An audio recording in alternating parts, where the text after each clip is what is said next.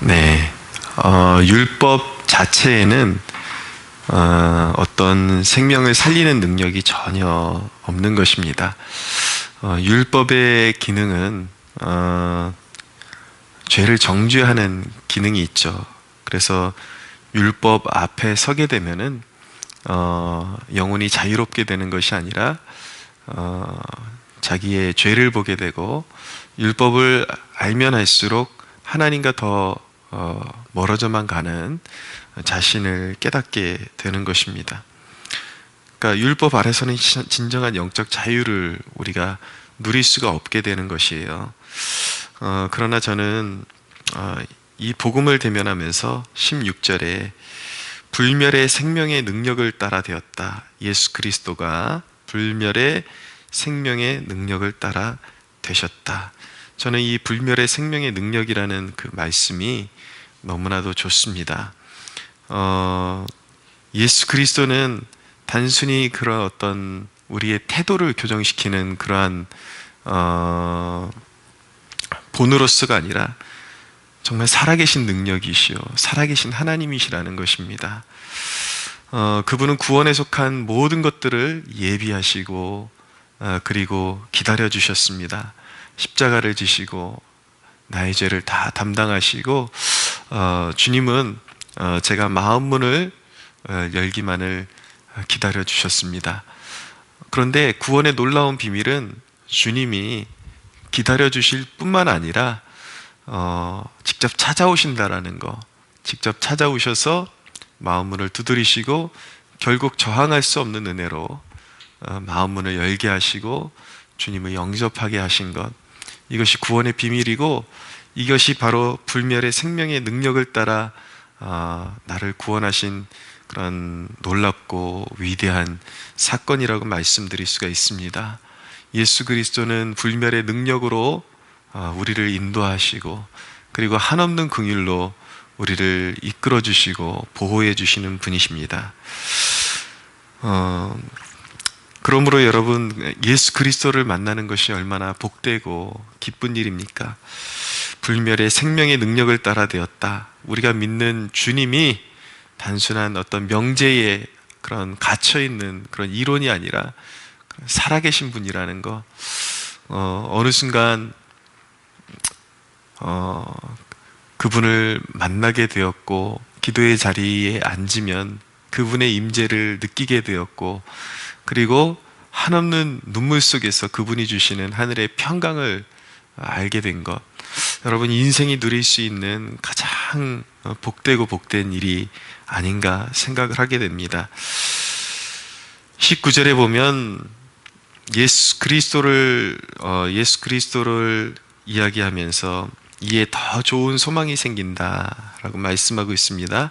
이것으로 우리가 하나님께 가까이 가느니라. 여러분, 죄를 범해도 그분께 더 가까이 가십시오. 그분으로부터 멀어지지 마십시오.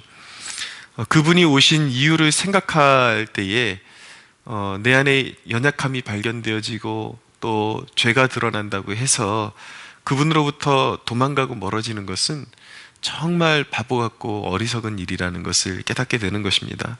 그분이 왜 오셨는데요? 그분이 왜 좋으신 분이신데요? 왜 더 좋은 소망이 생긴다고 성경이 말씀하고 있겠습니까?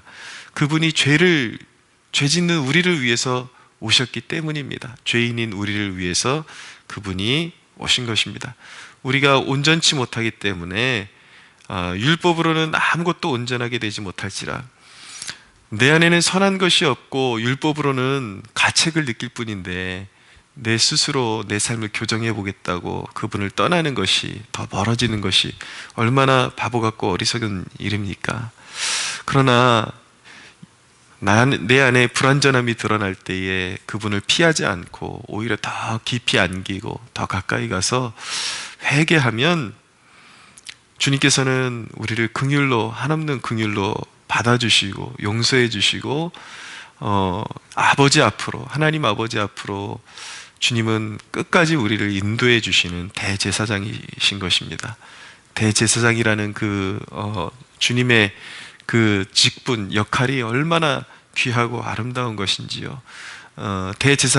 대제사장이 되시는 예수 그리스도 안에서 우리는 연약함이 드러날 때마다 언제든지 하나님의 은혜를 여전히 소망할 수 있고 그 은혜의 보좌 앞으로 담대히 나아갈 수 있는 길이 활짝 열리게 되는 것입니다. 복음을 생각하면 좋은 이유, 복음이 좋은 이유가 무엇입니까? 우리의 그 연약함을 따라 판단하시고 버리지 않는다라는 것입니다.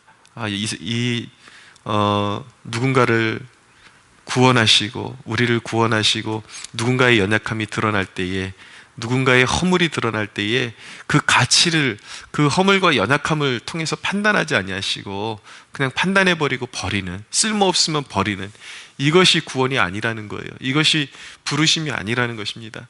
부르심의 놀라움, 부르심의 아름다움, 부르심의 그 거룩하심, 그것은 무엇입니까?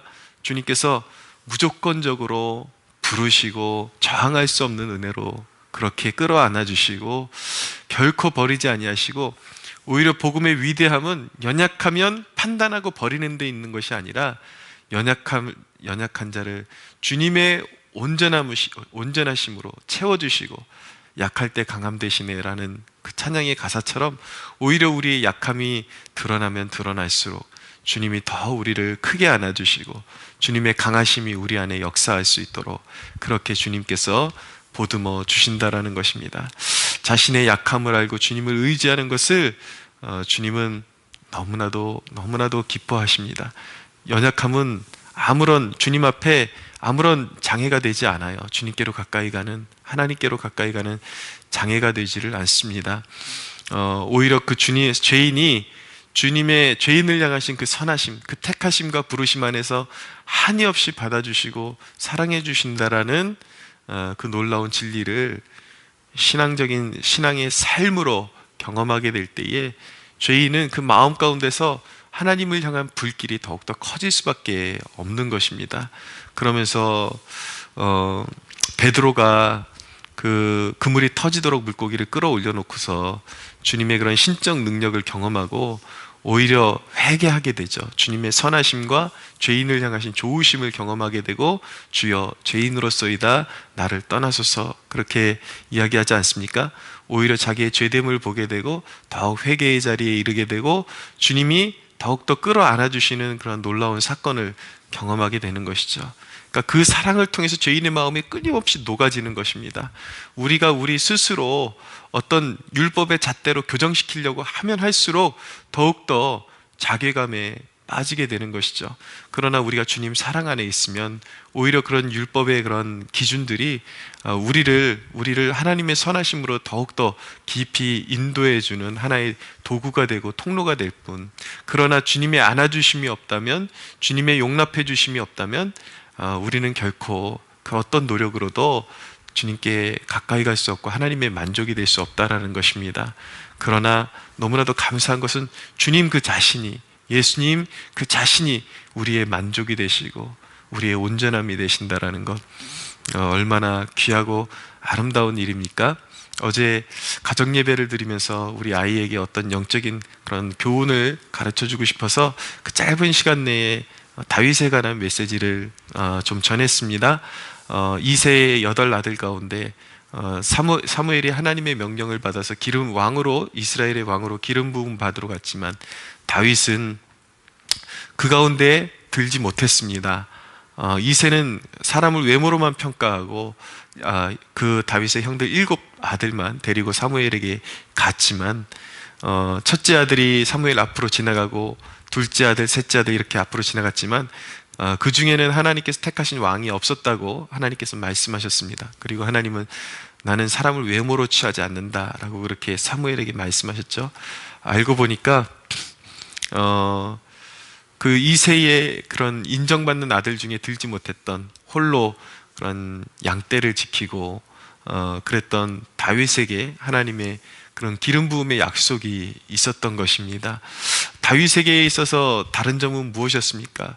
그는 아버지 이새에게 그 눈에 보기에도 무언가 특별한 것이 없어서 그런 후보에서 제외되는 그런 신세였지만 그 존재감을 인정받지 못하는 그런 외로움과 고독함이 있었지만 그것이 바로 그에게 주어진 큰 축복이었습니다. 다윗에게는 남들보다 더 내세울 것 그 무엇 하나 있지 않았지만 그에게 한 가지 특출한 것이 있었다면 그 들에서 또 이렇게 목양을 하면서 끊임없이 하나님을 추구하고 사랑하고 그 고독 속에서 하나님을 높여드렸던, 어디서든지 하나님을 진실된 마음으로 추구했던 그 한 가지 하나님께서 그것을 보시고 그를 품어주시고 이스라엘의 위대한 왕으로 들어 올려주셨던 것이죠. 우리의 연약함은 아무런 그런 하나님과 친밀해지는 장애가 될 수가 없습니다. 우리의 연약함이 하나님께 쓰임 받는데 전혀 장애가 될 수 없습니다. 장애가 될 수 있다는 것은 오로지 사람이 자기 자격을 논하고 주님과 멀어지는 것, 그리고 주님을 외면하는 것, 그 한 가지 외에는 장애물이 없는 것이죠. 사랑하는 여러분, 주님은 우리의 약할 때 강함 되시는 분이십니다. 오히려 우리가 가장 약할 때에 주님의 강하심이 가장 크게 드러난다라고 성경이 말씀하고 있습니다. 이 위대한 복음의 진리 안에서 영적 자유함과 하나님의 위대하심과 하나님의 죄인 사랑하심을 더욱더 만끽하고 누리게 되는 저와 여러분들이 되기를 이 아침에 축복합니다. 22절에 이와 같이 예수는 더 좋은 언약의 보증이 되신다.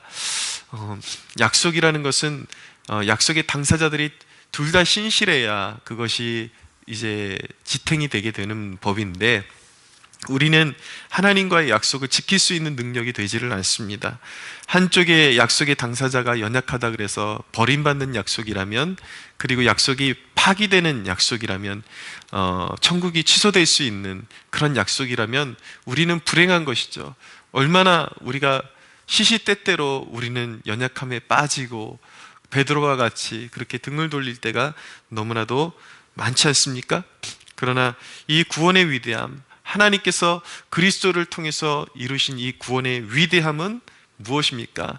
그 구원의 그런 모든 구원의 보증이 우리의 자격이나 우리의 연약함에 따라 좌지우지되는 그런 것에 있는 것이 아니라 예수 그리스도의 신실함에 그 보증이 있다. 예수 그리스도가 우리의 구원의 보증이 되신다라는 것. 여러분, 죄인들에게 이것보다 더 큰 소망이 어디 있겠습니까? 주님은 우리를 영원히 버리지 아니하십니다. 영원히 떠나지 아니하시고 우리를 이끄시는 신실하신 목자가 되시고 대제사장이 되시기 때문에 그분을 절대적으로 믿고 신뢰하고 따라도 좋은 것입니다. 오늘 이 살아계신 주님, 불멸의 생명의 능력을 따라 우리를 구원하신 예수 그리스도를 오늘도 붙잡고 따라가고 그분의 품에서 그분의 용서와 자비와 그리고 연약한 자를 그 강한 손으로 붙드시는 그분의 팔을 경험하는 그런 복된 하루가 되시기를 예수 그리스도의 이름으로 축복합니다.